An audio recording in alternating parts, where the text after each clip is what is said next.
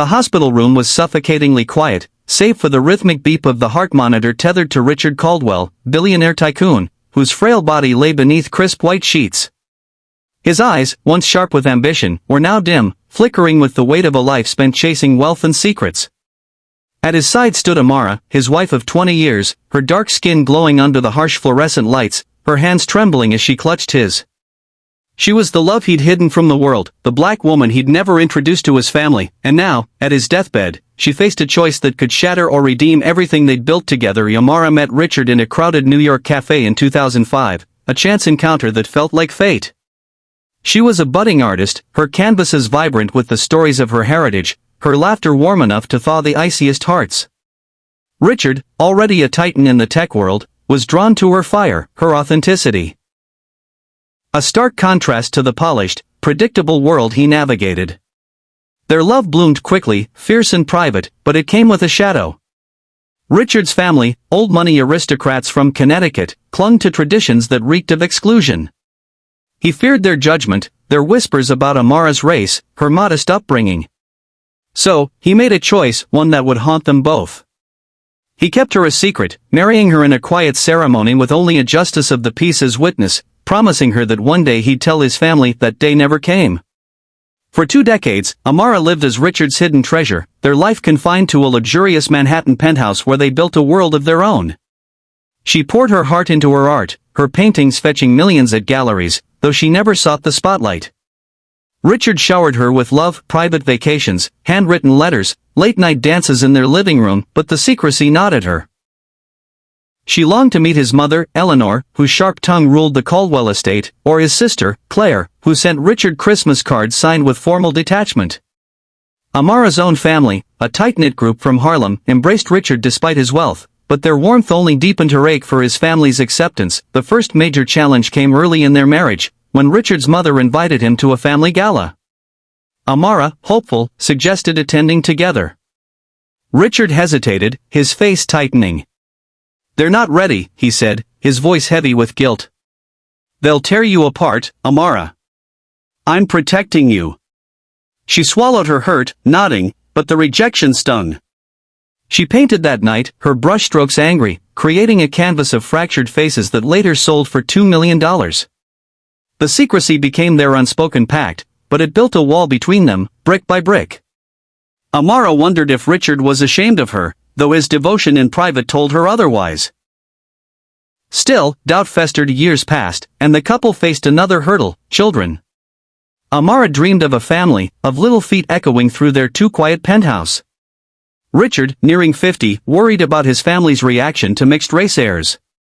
What if they reject them, too, he'd ask, pacing. Amara, heartbroken, suggested adoption, but Richard's fear of his family's disapproval paralyzed him.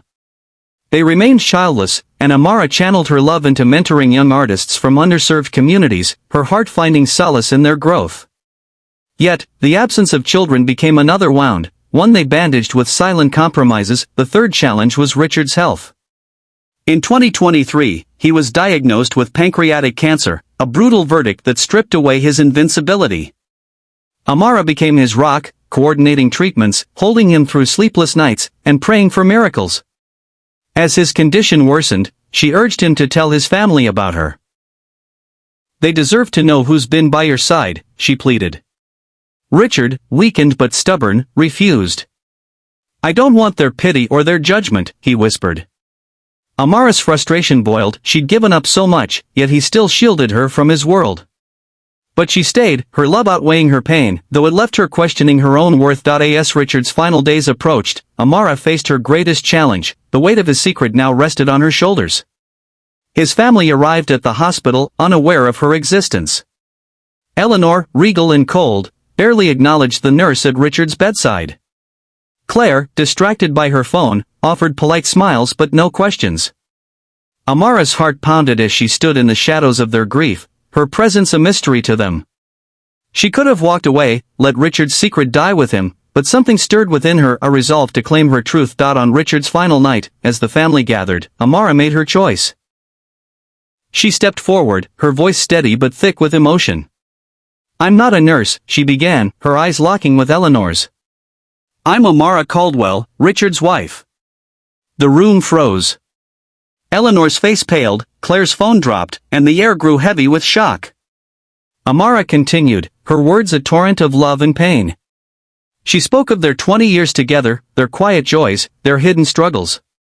She described Richard's fear of losing his family's approval, how he'd chosen to protect her by hiding her, and how that choice had both bound and broken them. Tears streamed down her face as she held up their wedding photo, a small, worn picture she'd carried for years. Eleanor's lips trembled, but she said nothing. Claire, however, stepped forward, her eyes wide with regret. "Why didn't he tell us?" she whispered. Amara's voice softened. "He loved you too much to risk your rejection. But I'm here now, and I want you to know who we were to each other." She placed the photo in Claire's hands, then turned to Richard, kissing his forehead as his breaths grew shallower. "I love you," she whispered, "and I forgive you." Richard passed that night, his hand in Amara's, a faint smile on his lips. The days that followed were a whirlwind. Eleanor, shaken by Amara's revelation, invited her to the Caldwell estate. It wasn't an apology, but it was a start. Over tea, Eleanor admitted she'd sensed Richard was hiding something but never pressed him. Claire, more open, asked to see Amara's art, visiting her studio and weeping at the paintings that told stories of love and sacrifice. Slowly, tentatively, they began to build a connection, not as in-laws, but as women bound by the man they'd all loved. Amara faced one final challenge, deciding her place in Richard's legacy. His will left her everything, his fortune, his company, but she didn't want wealth tainted by secrecy. She donated half to charities supporting Black artists and communities, keeping only what she needed to continue her work. She opened a gallery in Richard's name, showcasing her art alongside young talents, a testament to their love and her resilience. The gallery's opening drew crowds, including Claire and even Eleanor, who stood quietly before a painting of Richard, her eyes soft with unspoken apologies. Amara's story spread, not as a billionaire's secret wife, but as a woman who reclaimed her voice. She became a beacon for those hiding their truths, her art a reminder that love, though flawed, could endure. At the gallery's opening, she spoke to the crowd, her voice clear and unwavering. "I spent years in the shadows, but I learned that love isn't about being seen, it's about being true. Richard gave me his heart, and I gave him mine. Now, I give you my story, so you know you're never alone." Her words lingered, a powerful message of courage and forgiveness, inspiring those who heard it to embrace their own truths, no matter the cost.